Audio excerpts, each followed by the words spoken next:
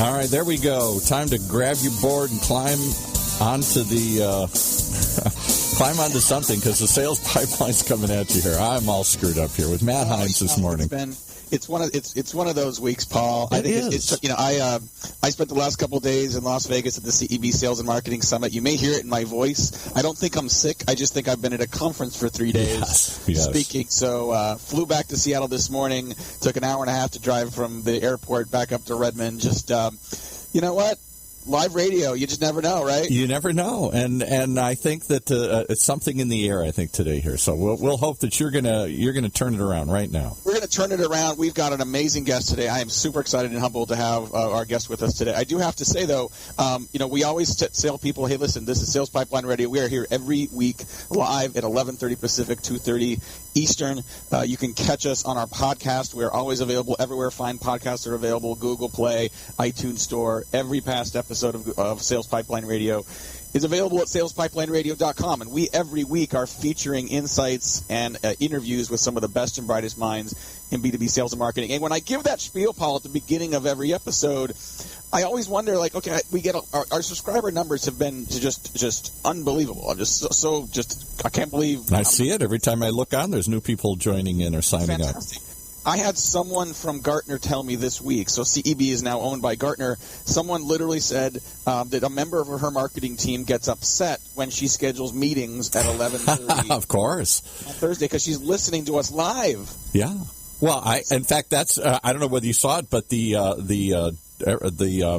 output numbers were down for the country as a whole. Business output was down because for a half hour, everybody's listening to the show now here. Well, basically, all I want to do is I want to say, Emily, thank you. Since you're probably listening live, Emily, this show is for you. Thank you so much for listening live, and for everyone that joins us, whether you're live or on demand. I want to get right into our guest today. We've been so blessed to have so many amazing people come and join us on the show, and today is no exception. Today we have the Wizard of Moz, the founder of Moz, one of the smartest guys in the country, in the world, on all issues of SEO and content marketing. Rand Fishkin joining us on Sales Pipeline Radio today. Rand, thank you so much for taking time to join us. My pleasure. Glad to be here, guys. So I've had the opportunity to see Rand speak a number of times, read a lot of his great content. Very knowledgeable guy, stays on the pulse of what's working in content marketing and SEO. Maybe let's just start there, Rand. I mean, you've been in this space a long time. You've seen SEO evolve in a number of different ways. Where are we today with SEO in terms of what it represents and where its place sits in the B2B marketing mix?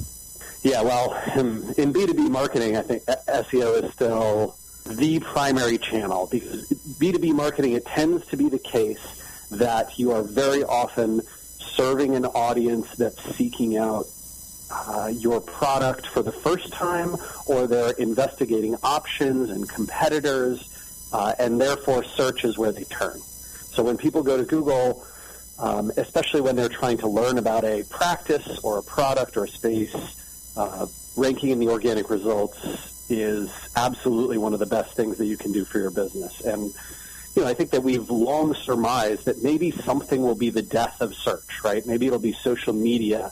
Maybe it would be mobile, the mobile web, right? And that would kill it.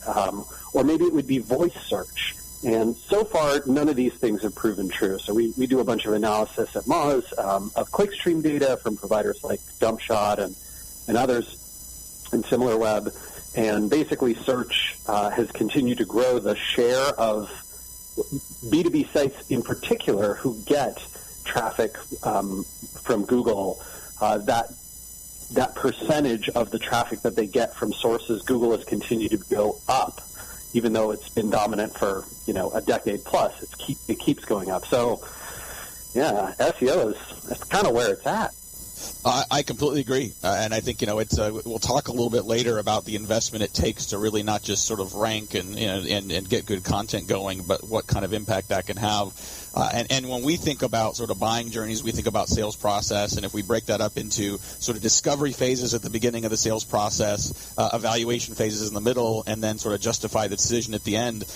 There's been plenty of research by a number of different people, including CEB and Gartner, that indicate that not only the supplier website is one of the top sources of information, but people continue to go to search. People continue to go to Google and search for topics at the end of the sales process. So this is not just about getting discovered as part of the consideration set. This isn't just about educating new customers. Search has a vital role for B2B buyers at every stage. It really does. Well, and when you think about search, right, there's paid search and there's organic search. And paid search is essentially, the ad results up at the top that you see. They're labeled with a little, ad from Google. They're barely noticeable, but they still get most of the clicks. They still get about 2% of the clicks, about the same percent that they were getting, even when they were much more clearly labeled as ads. The frustrating part, I think, for a lot of organizations is that, if you play in search and you're spending on PPC, on AdWords, right, that budget is extremely high for a lot of folks because B2B keywords tend to be very expensive. There's a lot of people bidding in most of the competitive spaces, and the click-through rates are, 1 to 2%, which is okay. But then the conversion rates drop from there, and so you're just paying an incredible sum of money to Google to get this traffic. When, the organic results are sitting right below, they get about 10 to 20 times the amount of clicks that the paid search results do. So, 1 to 2% click-through rate versus a 20 to 40% click-through rate.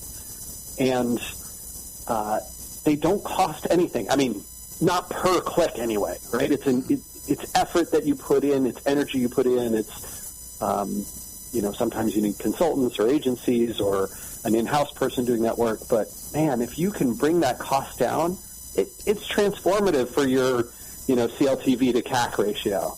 Yeah. Well, I want to talk a little bit about investment and ROI of doing SEO work and really the content behind it.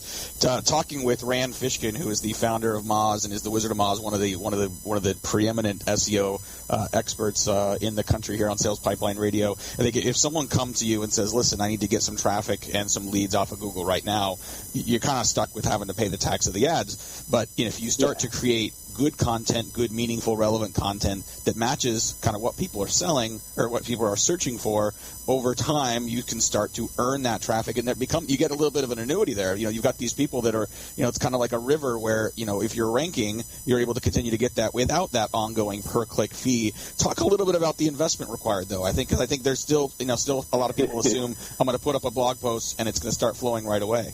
What does it take? Oh, yeah, no, that's right. You just have to use the right meta tag and then stuff your keyword into the title 25 times. No, sorry.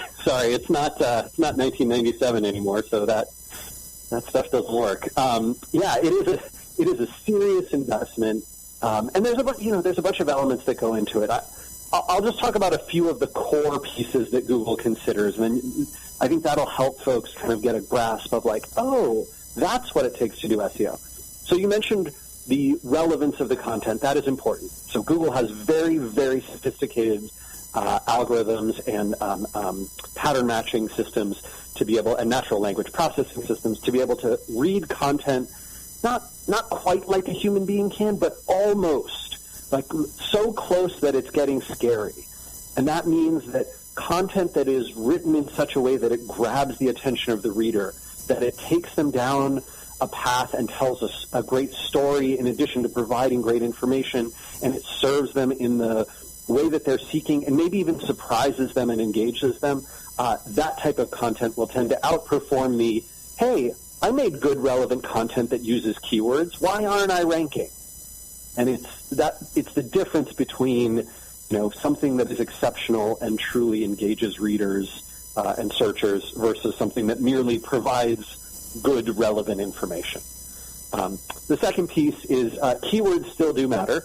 So whatever someone types into the search bar, that is the keyword, or what SEO is called a keyword.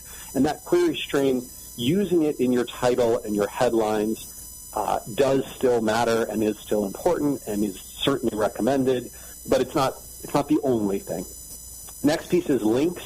So many links that are editorially given, meaning you didn't pay for them, you didn't have to, cajole them or violate any FCC guidelines to get them, and that they come from a diverse set of other domains, and hopefully they contain the keyword or the query when they link to you. And even more, hopefully, they actually link to the page that you want to rank, not just, your home page or some other page on your website. And then the fourth piece is user signals. This is something that's grown dramatically over the last couple of years, but essentially, when we're talking about user signals, we're talking about pogo sticking a lot, and that is essentially someone performs a search. So, Paul, you do a search, you click on result number 3 from, randfishkin.com. And you get to randfishkin.com, and it loads kind of slow, and then it has a little pop-up overlay that says, enter your email address for a chance to win, and you close that, and you think, you know what, this site is a bunch of garbage. They're already asking me for my email. I haven't even gotten any value. I'm clicking the back button. And within 3 or 4 seconds, you click the back button, and you choose another result in Google, maybe the number 7 result. If Google sees that pattern over time quite a bit as it relates to randfishkin.com, they're going to push me down in the rankings and push someone else up. So those user signals matter a lot. But I think those 4 are pretty core. Yeah, that's really, really helpful, and I think that last one is really important. I think people figure when they get that traffic, let's get them converted right away, and that may work for a temporary period of time, but not going to last.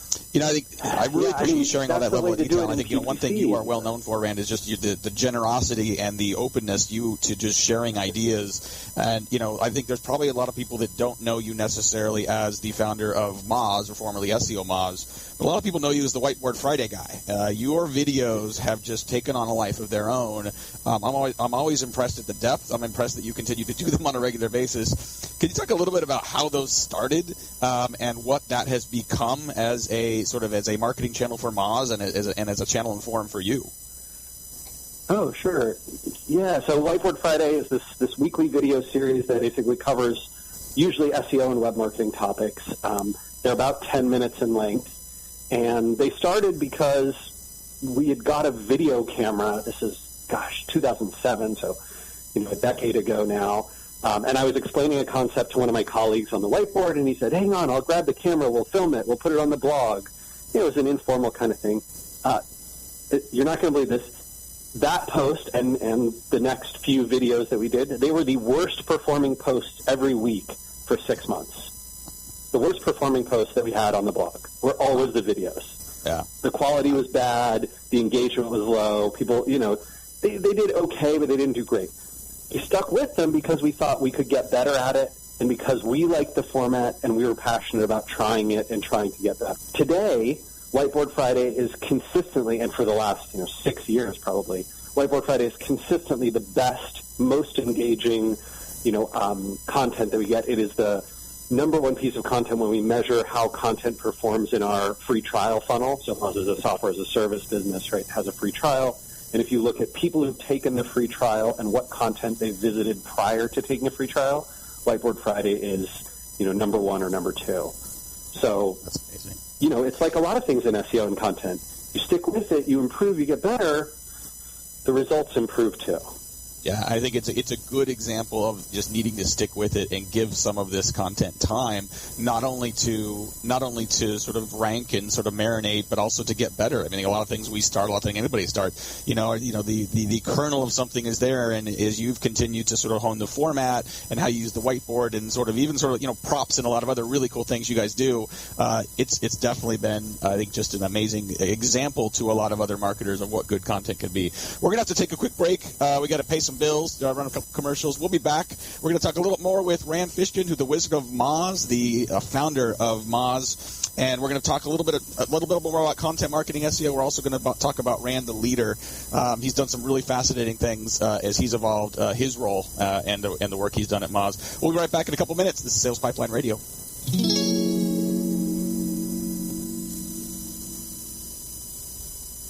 Struggling to align your sales and marketing teams? Maybe you're attempting to implement an ABM strategy in your organization, or your content is underperforming. Whatever the challenge, Heinz Marketing has some great on-demand workshops to help. All of them are fully online and on demand, so you can access the content whenever you want. You will also receive an interactive workbook, the presentation slides, and templates, all for $195. Visit www.heinzmarketing.com/workshops. That's HEINZ marketing.com and get started now. In a world where the speed of innovation and change in B2B marketing has never been greater, the only thing bigger is the need for clarity, or a blueprint, for a guide to what's really working and how to apply it specifically to increase sales pipeline growth, velocity, and conversion. That's what you'll find in the Modern Marketer's Field Guide. Download it free at HeinzMarketing.com. All right, then rush right back because we've got the Wizard of Oz and the Wizard of Moz here going through SEO. I got a question for you guys here. We're talking about SEO. Yeah. We talk about the power of keeping people on the site longer. Is that still a metric that Google looks at in ranking search engine optimization? Because the theory is audio keeps you on for 20, 30 minutes, a video keeps you on for 5 minutes or 10 minutes. Is that important, how long people stay on the site? Brand, what do you got on that? Sort of. It sort of matters. So it's basically in relation to other things. So let's say, for example, that someone visited your site directly and spent a long time there, and they were using Google Chrome, and you have Google Analytics, and they have the Google toolbar installed, so Google's getting the data. Does that help your rankings at all? No, probably not. In fact, almost certainly not. But if, for example, someone performs a search query in Google's search engine, and then they click on your website, and they spend a considerable amount of time, and they browse around, and they don't go back to Google until they, their next search, which has nothing to do with whatever you were providing, and you take them all the way through their journey and accomplish their task, that will be very positive. So it's not really about time on site. It's about searcher task accomplishment. You help the searcher accomplish their task, Google will reward you for that. Sometimes that task can be accomplished. I mean, think about like dictionary.com. They can accomplish the searcher's task in 10 seconds. So they don't need to keep people on the site any longer to prove to Google that they've done their job, right? They can show that in a very short amount of time. So it's very relative. Yeah, I think like a lot of things in SEO, there isn't one silver bullet. It's a lot of things working together. We got Rand Fishton today on Sales Pipeline Radio. Rand, I'm going to try to summarize a little bit of Rand because you have been on quite a journey. Local Seattle guy, went to the University of Washington. You were the intramural football team captain, which is very impressive. What? How did you find that? You can look at LinkedIn profiles. Tell us a lot of things, right? You dropped out with 2 classes to go, and then you started SEO Moz. And I think along the way, you have, obviously, Moz has become a standard in the SEO field. You co-founded inbound.org with the co-founders of HubSpot. You are a mustache aficionado. This journey has been fascinating. It's been fun to watch your growth over the last several years. One of the things that's also impressed me is your transparency. You are known for writing very in-depth pieces on your journey, including, your path to get funding, your decision to hand off the reins. Why is that transparency sort of, as a leader, as a marketer, as an entrepreneur, why has that been so important to you? Yeah, so I think you guys know I just finished writing a book called Lost and Founder, which doesn't come out until the middle of next year, but is also very transparent. And I spent a bunch of time at the start of it describing exactly that. Like, why be so transparent? Why does that matter so much? My publisher was sort of interested in that too. And a big part of that for me is that, growing up and very early in my career, I did things the other way, right? There was just a lot of, it wasn't terrible stuff, right? But a lot of stuff between, my parents and family members of, hey, don't tell your dad we did this. Hey, don't tell your mom we went here.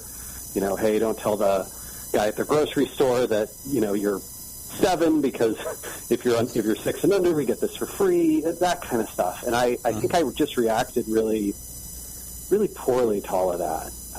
And so since then, I've had this, I don't know what you want to call it, addiction, this need to share, right, to get things out, especially the most embarrassing things and the most, the hardest things, which is why I talk about, topics like anxiety and depression and failures that Moz has had, because I think that stuff shouldn't be hidden.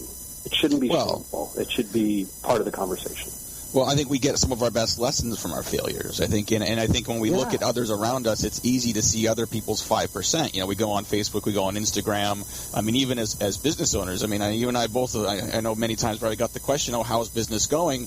And our default answer oftentimes, it's going great. But what I really want to say is, well, here's all the what that I'm actually dealing with and shooting glass on back here. So I think having that level of transparency, it's not only, I think, sounds like a little bit cathartic for you, but also I know very helpful for others that are going through a similar journey. You just, about almost 4 years ago, you kind of gave up the reins. I mean, you started the business, you ran the business, you were the CEO, and your longtime COO, Sarah Bird, you handed off the reins. Was that a difficult decision for you? Has it been difficult to see someone else day-to-day managing what is your baby? Oh, sure, yeah. No, I think that's a really tough thing. And it was, I want to say it was a tough thing to do, but an easy decision in the moment, 4 years ago, because I was having a lot of mental and emotional struggles, and I don't think that that's a healthy thing for the leader of a company, especially a software startup that has investors and employees with stock options, and all those people have expectations about what the business is going to do. And I think I still do. I feel very proud of the 7 years that I ran Moz and the CEO and the growth that we experienced. I think we built a great place to work and a great company and a mediocre product, but one that, in that space there were no products, and so even mediocre was better than nothing for a long time. And now I think there's significant competition, and the products have got to improve, and that's a good thing. But yeah, it was hard. It was hard. Yeah. It remains hard. You guys know that I'll be leaving Moz next year. Yeah, our CEO, Sarah, wrote a post announcing that this summer. And yeah, I'm looking forward to... So I want to talk about a little bit of what's next for you. So first I want to talk about, you guys have done, Moz continues to grow in its utility and its importance for marketers. And one of the tools that you guys, I think this is, either this is a newer tool or maybe it's newer to me that I just discovered is the Keyword Explorer. And I think this is particularly important for folks that want to take better advantage of everything we talked about in the first half of the show around, better aligning with what people are talking about, what they're asking about.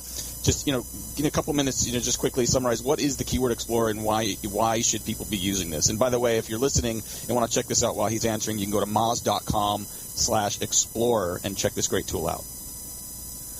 Yeah. Well, thanks for the mention of Moz Explorer. So actually, Keyword Explorer is the sort of the last product that I worked on. I got to design it with sort of this ragtag team at Moz, which was really fun. It was like a few engineers and product people that other teams, in some cases, didn't want, but in other cases, just were sort of extraneous to their next projects. And I was like, give them to me, I'll make a new thing. So I'm really excited that we sort of put this 80s movie montage team together and then built Keyword Explorer. But the idea behind it is I wanted a keyword research tool that would allow you to search for a topic or anything in your space and see all the keywords from all kinds of different sources, along with truly accurate volume scores, accurate difficulty, like how hard is it going to be to rank, and then accurate click-through rate numbers, meaning what % of the searchers are likely to click on the organic results for this search. And so Keyword Explorer tries to take those three metrics, which a lot of professional SEOs tried to build on their own in Excel spreadsheets or Google Docs, and synthesize those into lists that you can create of your own keywords that matter to you, and then you can prioritize those and say, like, okay, here we go. This one has a lot of volume, but it's going to be really hard to rank, and few people click on the organic results. So actually, let's go after this other keyword, which is not nearly as competitive, doesn't have as much volume, but we think we can get a lot more traffic much easier for that one. That's great. definitely check this out, moz.com/explorers. We definitely run out of time, but I just real quick in like 20 seconds, if you want to check out more about Rand, you can definitely go to moz.com, check out the blog. You'll get the Whiteboard Friday, and I know that the book is a couple months out. Pre-orders aren't available yet. So we don't have place to send people yet for the book, but they can definitely, I'm sure you'll be talking about it on the blog and through Moz's social channels. Just in a couple seconds, just what's the book about and what should we be looking forward to? Yeah, so the book takes the position that a lot of the traditional Silicon Valley startup advice is actually broken and wrong, and can take you on the wrong path. And I tell that story through Moz's journey and then show a bunch of examples of maybe some alternatives to consider. Yep. Awesome. Thank you very much. All right, we are out of time. Paul is giving me all kinds of signals on the other side of the studio, so we are going to have to move on. We really appreciate everything that we've gotten today from Rand Fishkin, the Wizard of Moz, just a great human being, great marketer, super, as you can tell, very generous and very knowledgeable guy. So thank you so much, Rand, for joining us. If you want to share this episode with some of your other colleagues, make sure you get the full replay at salespipelineradio.com, as well as every one of our past episodes. And in a couple of days, we'll also have a summary of this episode up on our blog at heinzmarketing.com. Until then, and until next Thursday, where we'll be back here live with another episode of Sales Pipeline Radio. For my great producer, Paul, this is Matt Heinz. Thanks for joining us. Sales Pipeline Radio. You've been listening to Sales Pipeline Radio, brought to you by the good folks at Matt Heinz Marketing, part of the ever-growing list of shows on the Funnel Radio Network for at-work listeners like you.